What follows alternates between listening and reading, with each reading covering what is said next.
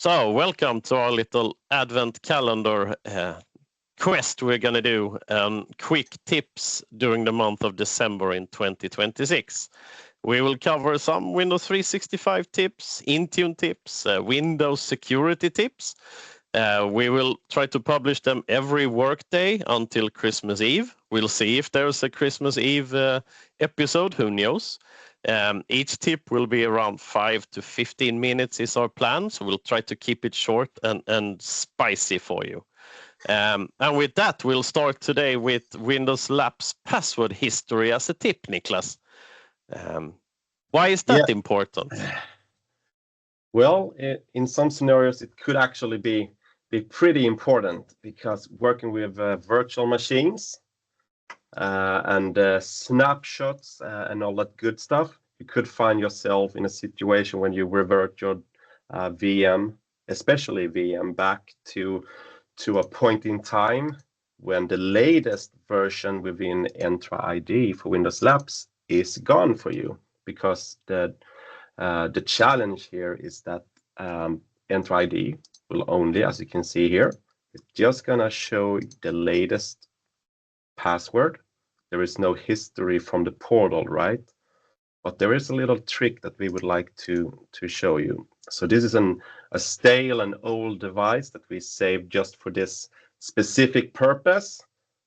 So here is our little password, and as you can see here, the account name, and so on and so forth. So the first thing we would like to have a look at, okay, how do we use Graph to go and get the device local credentials? So the first thing we want to point out is that you will find this in the V1 endpoint. So this is not in beta.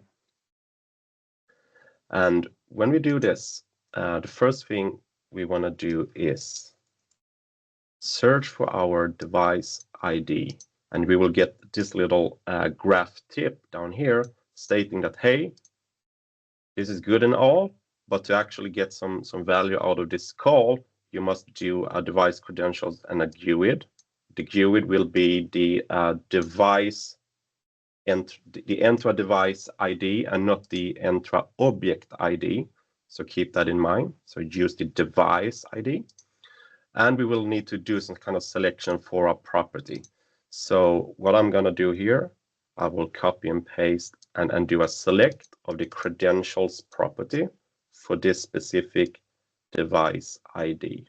So a pretty nice and easy get method call for Graph.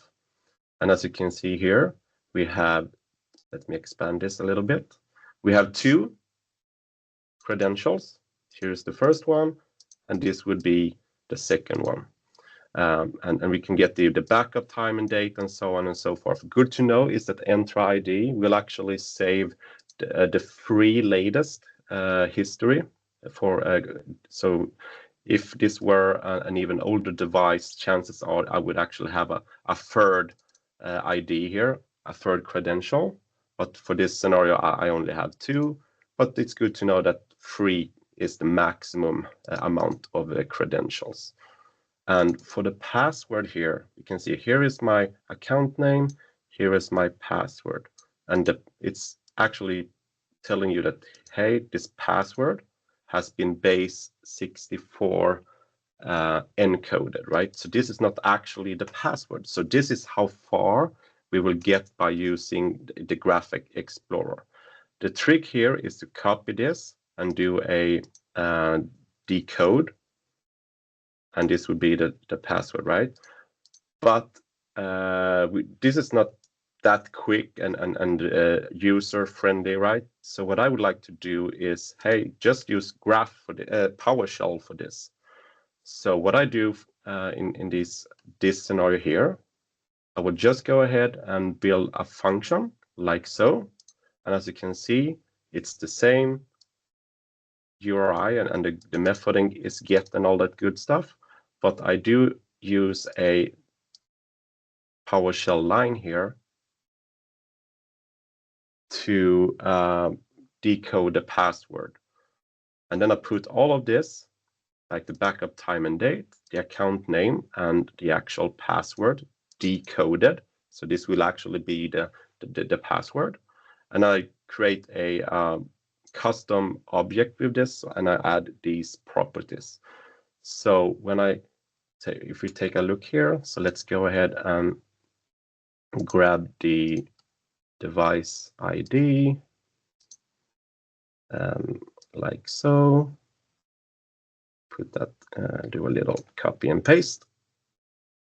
We'll jump into PowerShell, and once we run the, let's do it like this instead. So once we run this little command down here, let's add our device ID, enter device ID.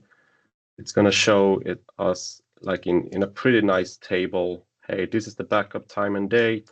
This is the account name that were used, and this is the decoded password, right? So we could actually use PowerShell to get through all the way instead of jumping into a second portal or second tool to decode the password. So, Jörgen, free password is the history. Yeah, exactly. And it's base64 encoded as well. But that's a really good tip, Nicklas, especially if you're using developer machines or using reverting them and virtual machines. And so definitely try this out. And with that, I think our first tip is done, Nicklas. We are. So we'll see you all back tomorrow for our second tip of December.